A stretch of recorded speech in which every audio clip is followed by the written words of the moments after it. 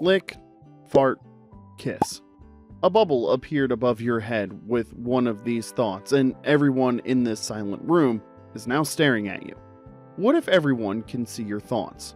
Like, what if I farted right now?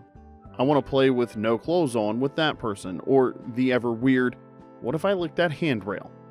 Random, intrusive, humiliating. That's what psychologists call an intrusive thought. And every single person watching this has had disturbing thoughts. But what if I told you these thoughts don't mean you're broken? In fact, they mean your brain is doing exactly what it's built to do. 94%. That's how many people have intrusive thoughts, which means if you're in the 6% who say you don't, you're probably lying to yourself.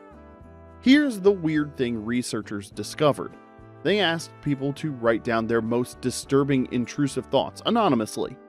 Want to guess what happened? The same thoughts kept showing up over and over. Goriness, sex, violence. Like humanity is running on the same disturbed software. But these thoughts don't predict behavior at all. The mom who imagines dropping her baby, more likely to be overprotective. The person who is afraid of hurting someone is usually the gentlest person in the room. Try this right now. Don't think of a purple elephant. See what happened? Your brain immediately generated the exact image I told it not to. That's how brains work. They generate content constantly. Most of it is mental spam. But what happens when that spam isn't private anymore? When the thoughts you've spent your whole life hiding suddenly become public? Well, that's where this story gets really dark. You're in a meeting. Same boring Tuesday, and Karen is talking about reports when everyone stops. They look right at you. Somehow, they heard what you were thinking. God, Karen is so annoying. And that's only the start. Within one day, your world falls apart. Your boss hears you quit your job in your head 6 times this morning. Your partner hears that quick flash about the barista you found cute. Your child hears your scary thought before crossing the street of what if they get hit. Now, they think they're not safe. But wait, it spreads further. The cashier hears you picture spitting in their hand as they give you change. Your friend hears you picture kissing their partner. Your best friend hears that flash of jealousy about their new house, and your neighbor hears you wonder, what if I licked their mailbox? It's everywhere. Every passing thought, every tiny spark. Here's what's most scary. It's not the big dark thoughts that ruin you. It's the small silly ones, the petty ones, the random ones, the junk thoughts. Right now, try this. Pause for 5 seconds. Notice what your brain is saying. Was it something deep, or was it something random like, I should get a snack, or this guy talks funny? That's the truth of the nightmare. People aren't hearing your heart, they're hearing your brain's rough draft. The words you would never choose to say out loud. Your whole life begins to fall apart, not because of what you did, but because of what your brain blurted out. Here's what happens when everyone's thoughts become public. At first, chaos. Relationships explode, society crumbles, and everyone's worst fears are realized. But then something weird happens. Sarah realizes her perfect friend also thinks terrible things about people. Mike discovers his wife has the same fantasies he's ashamed of. Everyone learns that everyone else is messed up inside. The shame that's been eating you alive suddenly has no power. Because shame only works in isolation. When you realize everyone has these thoughts, shame becomes kind of ridiculous. It's like finding out everyone else also checks if their door is locked 5 times before leaving. There's a common, oh, you do that too? Mental privacy might actually be making us sicker. We all walk around thinking we're uniquely broken when in reality, we're experiencing the same glitchy human software.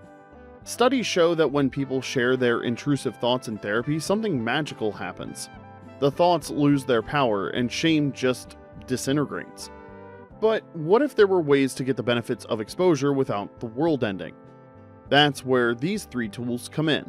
Tool number 1 is a reality check. Next time an intrusive thought hits, ask yourself this. Is this genuine news or is it noise? What if I swerve into traffic? That's noise. I should call my mom. That's news, actually useful information. What about the thoughts that feel too shameful to even label as noise? Well, that's where the next tool comes in at number 2, the shame killer. When shame hits after an intrusive thought, here's what you do. You say out loud, "Yep, that's my brain being a brain."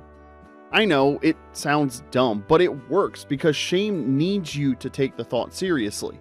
When you treat it like background noise, which it is, shame has nothing to grab onto.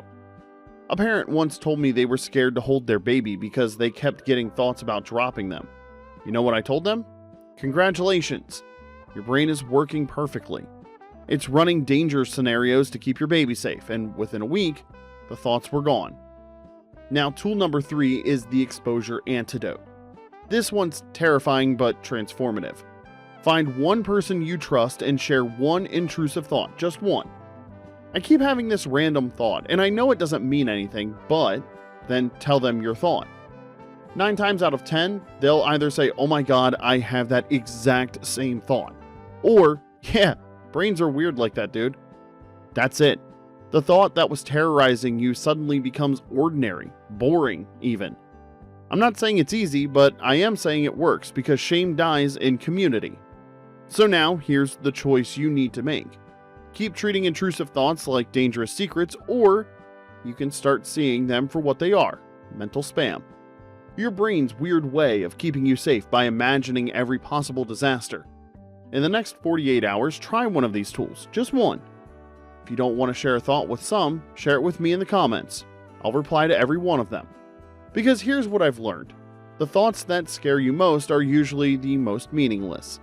Your brain is not trying to tell you who you are, it's just making noise. If this helped you realize you're not as broken as you thought, hit subscribe, because apparently we're all beautifully messed up together.